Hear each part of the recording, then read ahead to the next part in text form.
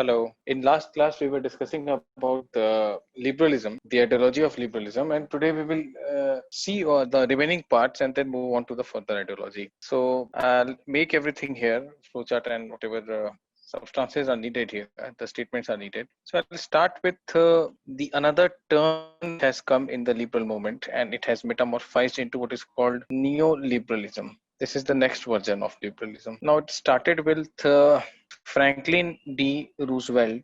He was the American president, USA, and he brought something called New Deal. Now, again, there is a historic background to it. In 1929, there happened something called Great Depression, and it was a result of overproduction. Okay, it was a result of overproduction because things, there was no market for the same. Why there? Because mostly consisted of poor workers to buy those products, and the businessmen wanted to manufacture more and more of them. Then the stock was so companies started to shut down, and this wheat get thrown into the sea. So all these things were happening. So now Roosevelt was happening because everyone was doing capitalists were producing the way they to do the like minimum state intervention, and here it was based on John Maynard Keynes Keynesian approach. Now Keynes talks about, he was an economist, a British economist. He talks about the concept of welfare state. So welfare state is contrary to liberalism. I mean the classic one which we have studied, minimum government, which talks about let the man be free from the yoke of the state. No, welfare state would demand intervention of the government. Okay, now this was done on the Keynesian model, and again most of the Europe started following the same Keynesian. Keynes became in Europe after 1929 Great Depression, after Roosevelt adopted New Deal, which was based on John Maynard Keynes. State would intervene. Markets will not be advocated by whom. So Smith and Keynes are opposite, antithesis to each other. Okay, so this is what was happening. And after that, what happens? By 1970s, again welfare state started witnessing problem. They witnessed more problems. Welfare state wants to spend without being concerned about the profit or the return. Who will care for the return? The one who cares for the profit, what I get in return, what will be the amount, and if I invest this much, how much will I get? Okay, so welfare state was not concerned with this. Welfare state would go for the welfare of the people without being concerned. If I spend on welfare, what will be my return? Because return is a very long-term process. If India is spending too much on welfare schemes, does not expect we are not expecting an immediate return. Yes, in the long run, when everyone will be having access to basic necessities of life, then of course things will improve gradually. That takes time. So that was what was happening all around at that time also. And because of this thing, fiscal deficit. So if you kind of spend more than you earn, then this is what the economy will be. You keep on borrowing. This you must have studied in your in your economics. So this welfare scheme, fiscal deficit came, and this welfare state turned into a nanny state. See, there are certain terms we must know as political science optional aspirants. You all are. What is that? Nanny state. What is a nanny state? Nanny state refers to nanny. Nanny cares for the baby. Nanny, matlab Hindi mein we call it daima, the Aya. You know that famous क्या नाम है उसका? अरे son of Saif Ali Khan and Kareena. Taimur.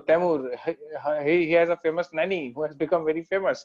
So that's a nanny. The way nanny cares for the baby, for the child, similarly, state cares for citizens. So nanny does not allow child any autonomy because the child will hurt himself or herself, right? You know what Aristotle said on women and child? They compared them with slaves. So he drew an analogy of women with this women, children, and slaves. So state would not allow freedom to the citizens. So welfare state is like nanny state. What are like it, and when there will be so much intervention by the state, then there of course totalitarian regimes will emerge. Okay, anything but democratic, right? So that became a nanny state. And there is another term I would like to know. I would like to let you all know this banana republic. apart from being a famous apparel brand, the same Gap and another one, Banana Republic, they all come from the same apparel brand. Banana Republic is something close to any state. It mainly refers to the Latin American countries, of course, few years back, where primary sector dominates. Country is ruled by despots. Too much intervention in the life of the individual. Okay, and they are dependent on one export, one agricultural export. So Latin Americans were doing so much of banana. That's why they became Banana Republic. It's not a republic, it's a banana republic. Like, it's just some warlords. Okay, like you can say, like any rogue state, something like where there is no rule of law. Pakistan will come close, but then it's more of a rogue state. So specifically used for those Latin American countries, they dependent on, there was no industry. That's why banana was world famous. That is what they could sell to the world, because the land was so fertile for banana. Then there was no rule of law. There wasn't any state. And then banana republics are run by kangaroo courts. So what is kangaroo court? Where perception does the justice. The Jan Adalat of the Naxalites are closest to kangaroo court. In fact, a synonym for kangaroo court, where the perception decides whether a person is guilty or not rather than the law. So, Banana Republic, kangaroo court, and any state. Three things we learned today. What happens when welfare state happens? Too much of welfare state happens. Okay. Now, moving further from here, we'll see that now when state is intervening too much, then state will be asked to roll back. Let the citizen be free. Again, the same thing what John Locke said. Okay, the same thing what this what was his name, John Locke said. Let the man be free from the yoke of the state. Same thing would happen here. And when this same thing happens, then again, like, started with classic liberals, ended up with kind of this intervention of the state, and then again we are having that state should not intervene so much. Same thing. The cycle is getting complete. The rolling back of state will happen. Now, Margaret Thatcher in England, she became and she brought, and in US there was this guy Ronald Reagan, USA. So Reagan and Thatcher, they were pioneers of rolling back of the state. So what does that mean? Private sector will come. Private sector would flourish. Why it is so? Because the welfare state has become a nanny state, and then it might lead to kangaroo courts like it is doing in Africa. And again, there will be Banana Republic might emerge like Latin Americans. So this very concept, when liberalism, the classic liberals were again saying that now again we are being kind of coming back. So that was termed as neoliberalism. The second innings of neoliberalism was neoliberalism, which is liberalization plus privatization. Okay, private sector will always also be given a significant role. So it came everywhere. And when Soviet Union was disintegrating pre 1991, the few people tried it so that it could be saved. The disintegration could be saved because it was a command closed economy, the communist model. So it was brought, neoliberalism was introduced, but it was called shock therapy for Soviets. That they are being radically they are using private sector. Until now, a closed economy suddenly being open. It was a shock. It could not work. The Soviets collapsed in 1991. Now, same year it came in India. The LPG is liberation, privatization, and globalization. It came to India, and then WTO was formed in 1995, World Trade Organization. This is something where it was firmly established. Okay, free market economist came. F.A. Hayek. His books are, I'm quite impressed by this guy. In fact, individually, I come close to free market, but yes, I cannot deny the inevitability of state. So he's called the father of neoliberalism. Very aptly, he remarked, the curious task of economists, Hayek says that the curious task of economics is to demonstrate to men how little they really know about what they imagine they can design. See, what a brilliant quote it is. And he has written this book, Constitution of Liberty, his book. So he says, no planning.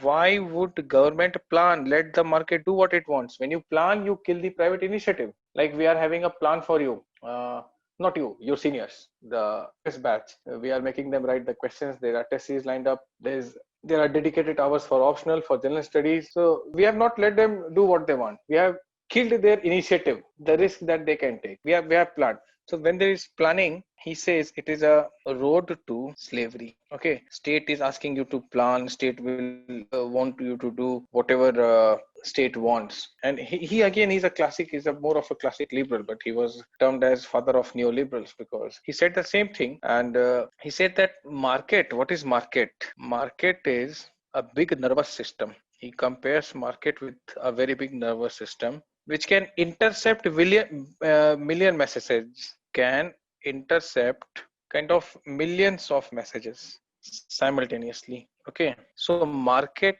based allocation is best. It's always the best. And their social justice, in your paper 2 general studies, it's very much a part of polity, the government schemes, the governance part, that social justice is there. So he says that is nothing but a mirage. In Hindi, we call it Mrit Trishna, an oasis in the desert. It does not come, it's an unachievable concept. Why? Because in the name of social justice, state increases its power, okay, and it withdraws money from those places, from productive sectors, okay. So they are pocketed by the politicians, he would say. So this is what Hayek would say. And what is his concept on justice then? Who will do the justice? Said justice, it's a virtue of individual, not state. Okay. He says progressive. This is what we practice in India. Progressive taxation. When your income increases, you pay more tax. All of us. He would call it bonded labor. He would call it bonded labor. Okay, well, you are rich. Rich is not responsible for poor. Rich is not the one who brings poverty to the poor, he would say. It's a matter of luck. It is not the right of the poor. He suggests charity is better, but don't tax the rich because some people are poor. Okay, so he does not accept the no positive liberty for him. I hope these terms are making sense to you. Else, I'll get back to you. We'll get back to these things. But I hope everybody is able to understand what is positive liberty now. So he does not want the state will have minimum role. Now, there is another thinker who thinks on this similar line. Again, I like these guys a lot. Milton Friedman. Okay. His book is Capitalism and Freedom. Okay. Freedom will come through market. I wish Indian politicians read this. They are all about socialists. Everyone is a socialist in India, right? Modi was criticizing Manrega that this is what you do after 70 years. World Bank gadda khodne wali scheme, the dig trenching, and Modi was very critical of it. And then he went on to increase the allocation for Manrega. So whosoever becomes prime minister, Nehruji remains the finance minister. Is what I believe.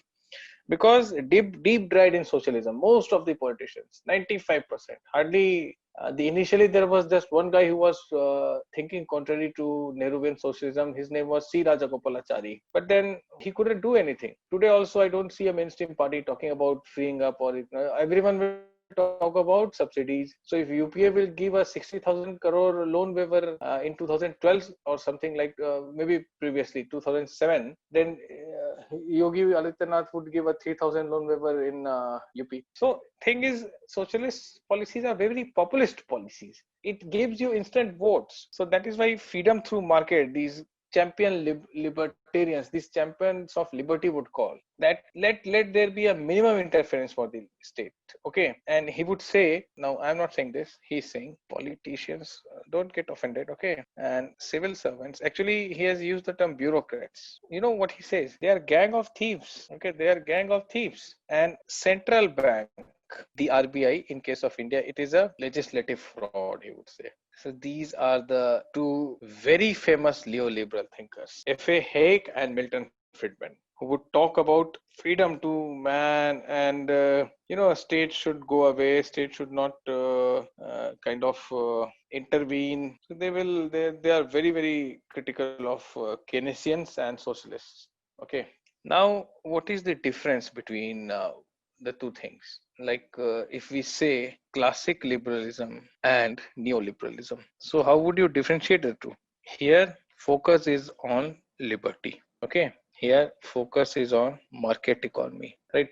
And they are also called market fundamentalists because they believe that market has solution for everything. There's this famous joke when Friedman was teaching. He used to teach in college universities. So a student was asleep. So it was asked. He went there and he noticed that the student is sleeping. So he nudged him and said, "You are sleeping. Do you even know the question that I've asked?" He said, "No, professor, I don't know the question, but I know the answer. That market should be given everything and state should not be given anything."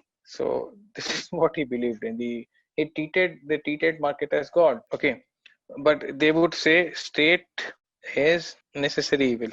They want the state to be replaced by the market, the neoliberals. Okay, so these are the few things, and of course you can introduce the thinkers, and you can make there will not be a tabular presentation. This question can never come in a full question distinguish between classic liberalism, and because this will always be an attached question.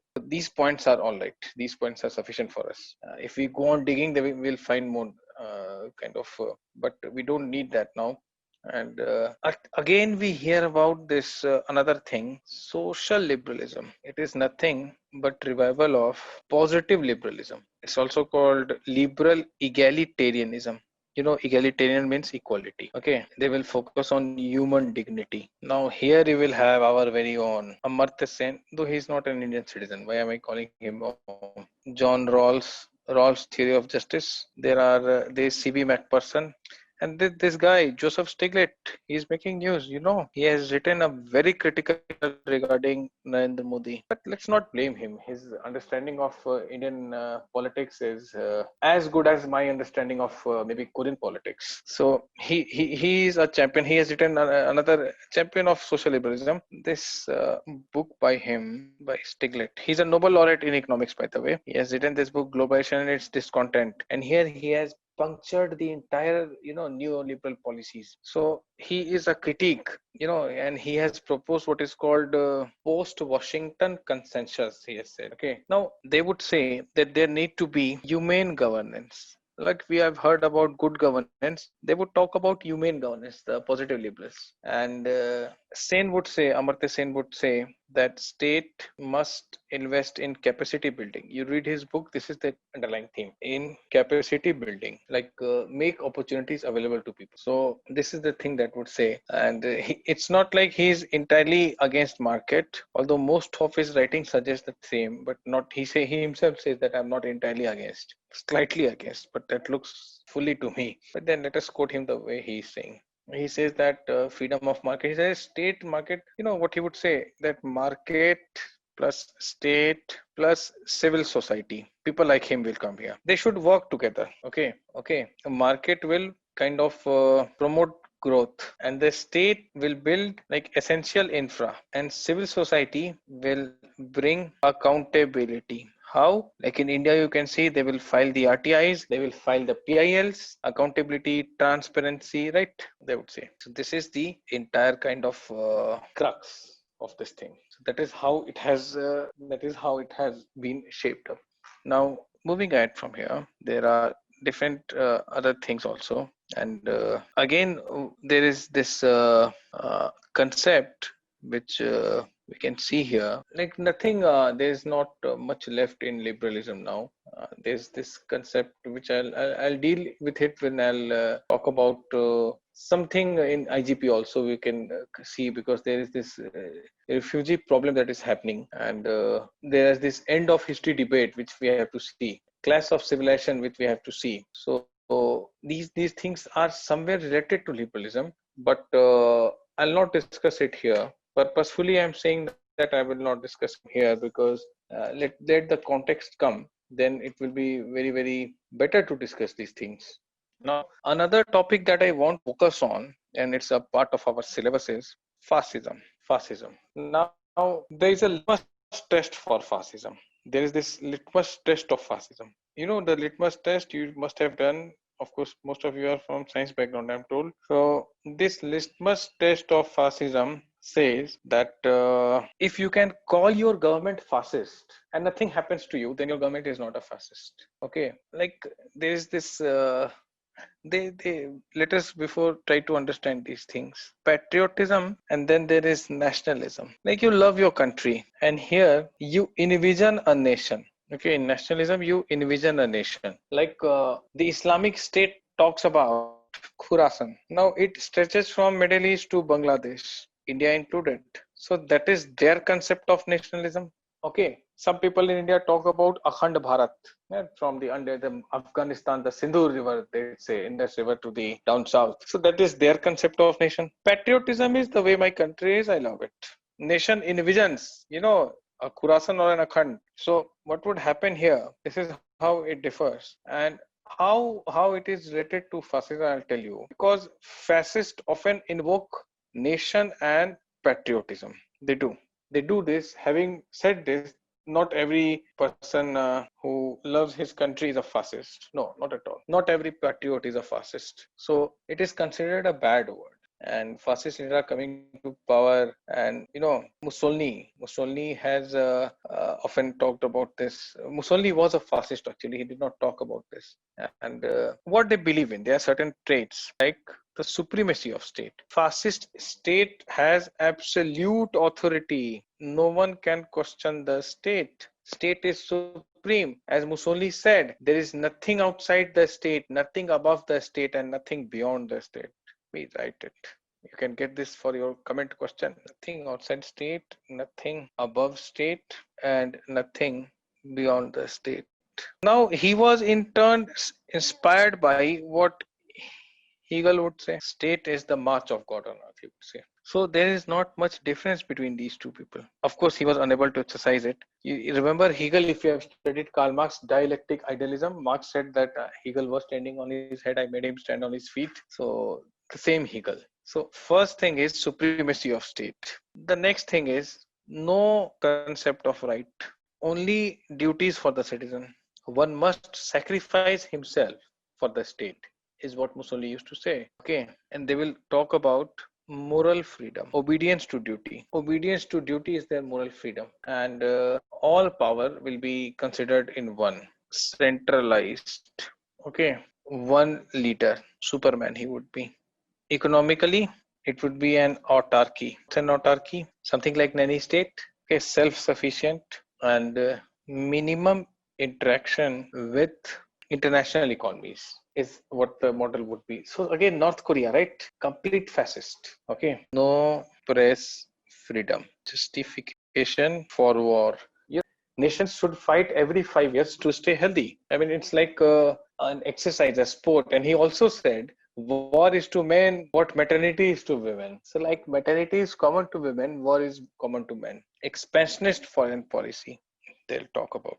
Against democracy, yes. Hitler and Mussolini were very, very critical of democracy. It's a luxury of rich nations, they would say, that parliaments are talking shops. And they believe in ultra nationalism, my own country, right or wrong, they would say. Okay, this is what fascists are. This is what they believe in, and this is what they advocate. Complete obedience to the state. Complete obedience, nothing less than that. Now, one more thing we have. So, this is the brief introduction to fascism, and this is what they believe in. These are few points. In next class, I will discuss the remaining points of fascism.